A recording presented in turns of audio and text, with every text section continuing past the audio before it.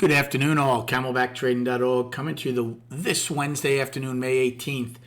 We are looking at Window Trader's market profile of SPY, IWM, and Triple Qs. We have a lot to talk about. So let's get started. First and foremost, wasn't looking for this today, obviously. We talked yesterday, last night's video, the way the market finished strong. We were up on the daily, that we might get some follow-through. The Fed, they digested what the Fed had said and moved higher again later in the day. But I'll tell you what, something that we as consumers, we as parents and everything else know full well more than anybody out there, that they've been lying to our face. And now we're getting proof of that when Walmart absolutely shits the bed yesterday and follows through with another bad day today. When Target is down, what did they end down, 25% or so?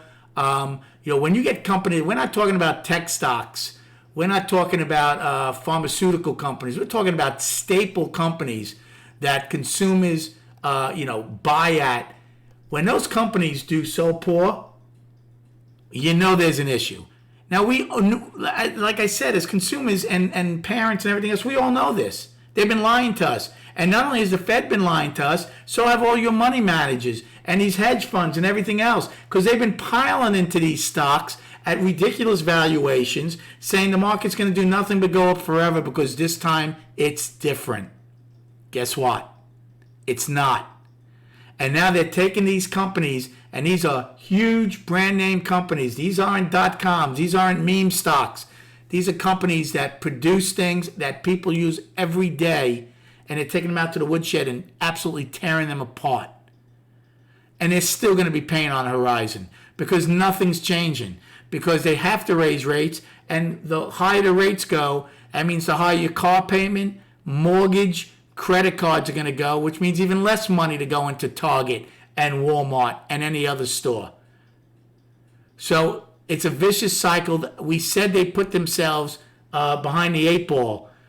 I said yesterday in the room when Powell was speaking about a soft landing. I said the only soft landing he's going to get is like a snowball rolling downhill, but inside of that snowball is a 1,000-pound boulder that's going to smack you in the head. That's how soft it's going to be. Now, I'm not saying Target was the only reason this stock did this, but technically this market was trying to rally. We came into balance on the weekly, and we were up on the daily yesterday. So if one big company put tremors through this market, beware.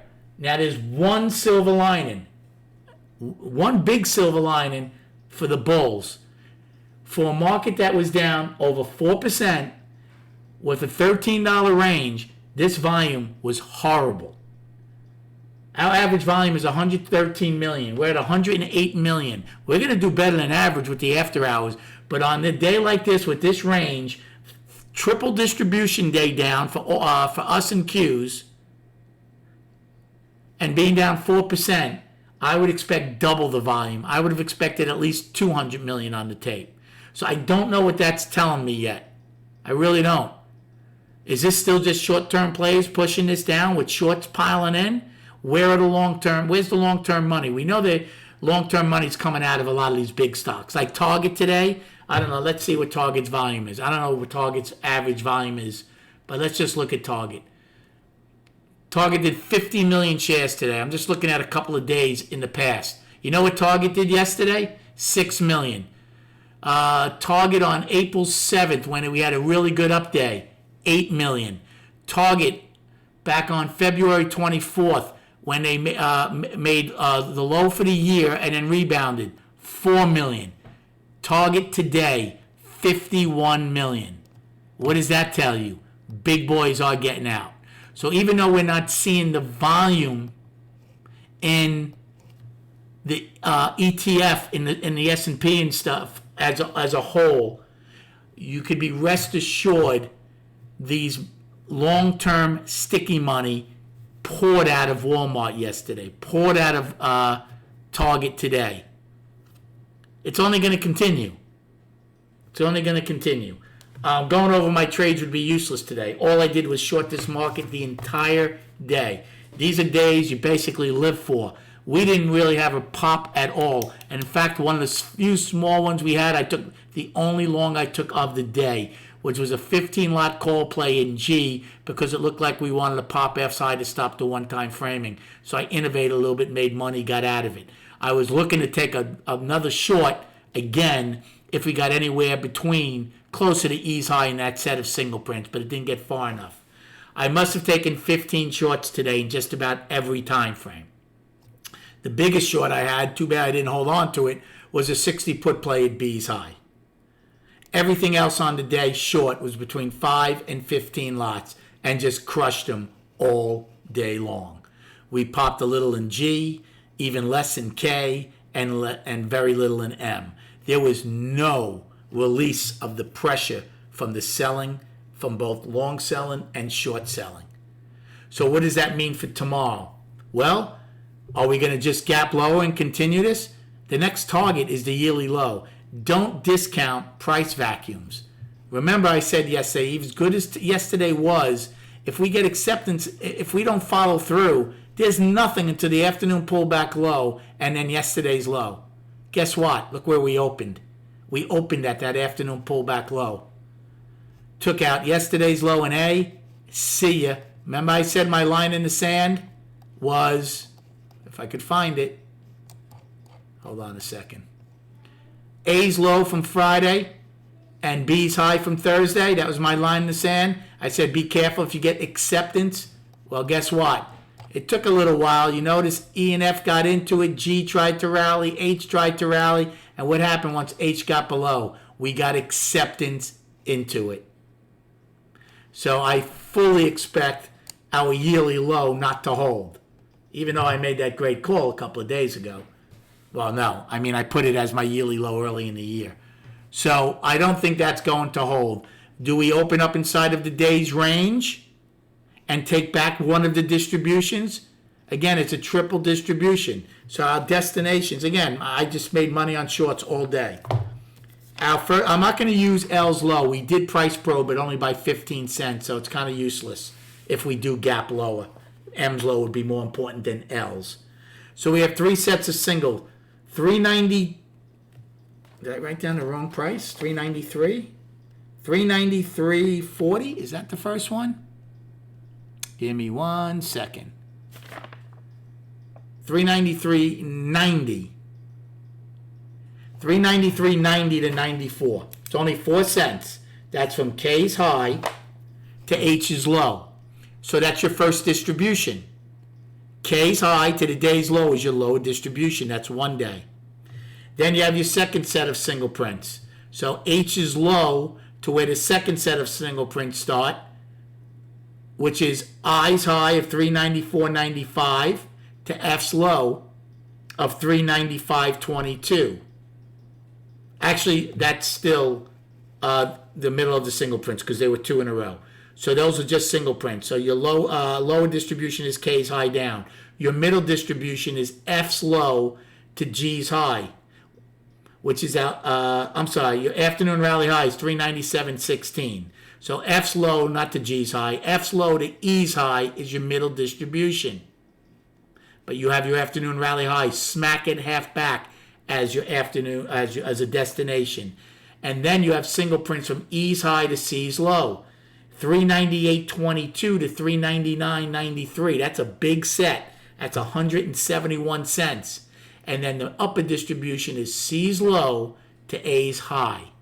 So if anything, the bulls should be thrilled if they at least get above the lower distribution and try to test the middle distribution tomorrow. Don't know if that's going to happen, but that would be a feat in itself to see if they could find, because look at the volume. I know this video is long, but again, this day warrants it. And you people watch it out there because I'm hoping I'm helping educate you. Look at this volume. It was relentless. I tried to tell the room all day, forget a long. Every push up got paid. Every push up got paid. The best trade of the day was looking for shorts. These are rare days. And not only that, look at all the volume. So now, is this shorts trapped? Well, they're not trapped yet. Why? Because they still have a lot to lean on. We have single prints right above K. We have single prints above I. We have an afternoon rally high, and then we have these. Now, no doubt, the laggards will panic if we do start taking back some of this, so you can get that push-up that I'm talking about, possibly above the lower distribution and test the middle distribution. That's very possible. But I'll tell you one thing, if we open lower with a gap that holds, these people aren't going to be worried at all. In fact, they'll add on to their shorts because there's nothing below us. And then we have 403.80 as our high today. For the downside, we have today's low of 390.55. Then we don't have anything to 385.15, which is our yearly low right now, weekly low for now. Then we have 383.90 weekly low and 381.42 weekly low. So do you realize besides today's low, our next three destinations are the downside, are 3 weekly lows? Not too hard to get to. And don't forget, if we get to 384, SPY officially touches bad territory. So believe it or not, we're still not in bad territory. So did I expect this day today? I did not. But I also didn't expect Target to be down to 25% to obviously be the catalyst, right? Something to definitely keep in mind. And then on the charts, I'm just going to show you the daily. Now, markets do not go bull, bear, or bear, bull. They don't. Okay? So I called this bull yesterday. I went up in the daily. We did not go bear today. We went back to balance. It is now a 5-day balance. You use yesterday's high as the top of it, 408.57. And you use last Thursday's yearly low of 385.15 as the low of it.